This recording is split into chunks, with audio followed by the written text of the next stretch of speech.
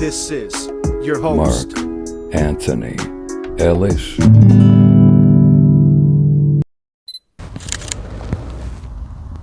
Good morning, everyone. I just stopped by the lakeside to reminisce on my past and some of the things that affect me in life.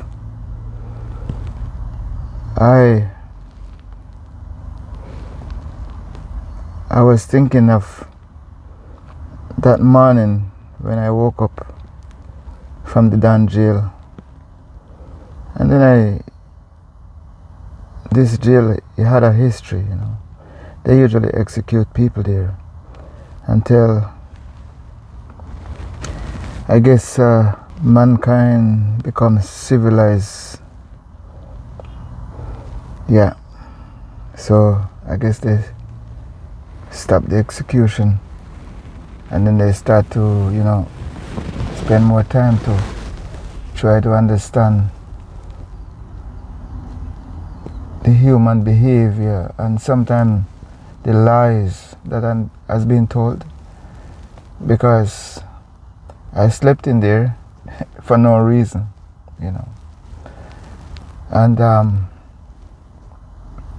it's funny that when they came and took me out in the morning for court, like 10 in the morning, I went to the court in another city, and when my name called, they asked me to, guilty or not guilty, and I said, I'm not guilty, but I was accused of making certain threats. So they asked me to sign a peace bond, and I said, I'm not at war with anybody. Why am I signing a peace bond? But I said, anyway, for your sake, I'll sign the bond. Maybe 2-3 minutes after I signed it, I was still standing before the judge, and I hear like door being pushed open from the back, your back turned to the huge doors. Then when I look, it was the accuser who accused me, and the accuser was, of course, my wife, my children's mother. I know there's a lot of lunatic in this world who, I wouldn't really call them lunatic, but there's a lot of people who being falsely accused and they can't hold it together, and so they become very arrogant and very violent. You can't blame them, you can't blame them. But anyway, after I sign it, then the accused go to the court and say somebody called her and threatened her, and she thought it was me. So she canceled the peace bond. Can you imagine that? Yes, she did. Anyway, and then she wanted me to go back home. So I go back home. Several months later, I guess the evidence against me wasn't enough. But of course, her father is the one who pushing the flame, And as I said before, she is the one who come and tell me Dad is not happy that we are married, and she must do whatever is necessary to get rid of me. So the long and the short is they place the children in her care. Children run away from her after a while, and then they end up in my care. And to be honest with you, they didn't pursue, the court did not pursue a child support payment that it is mandatory for she to pay child support.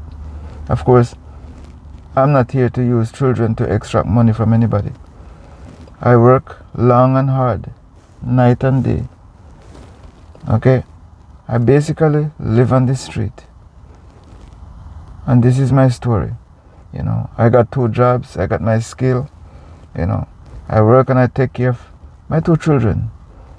And years after, I decided, because I'm running 2 jobs, I need somebody in my life. I need to restart my life again.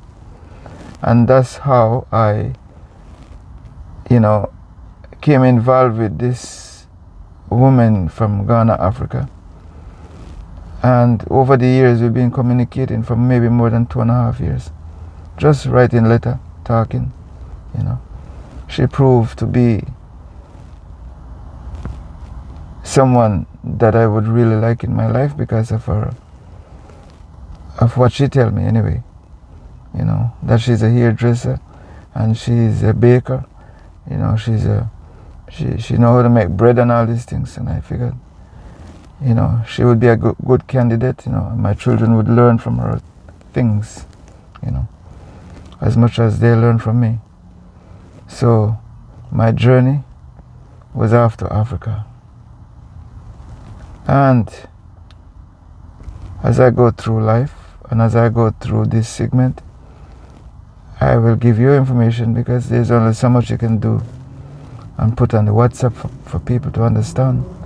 And one of the main reasons I did try to put this video out there is to say, there's a lot of people who I believe may also, accusing me as if I done something wrong to this individual, which I done nothing wrong to this individual. So in my next segment, you will find another episode just like the first one, just like my first wife, And so I know there's darkness on the land.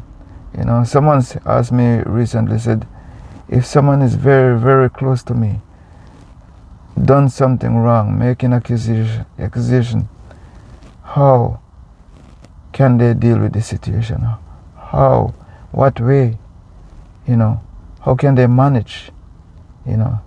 Should they proceed with life?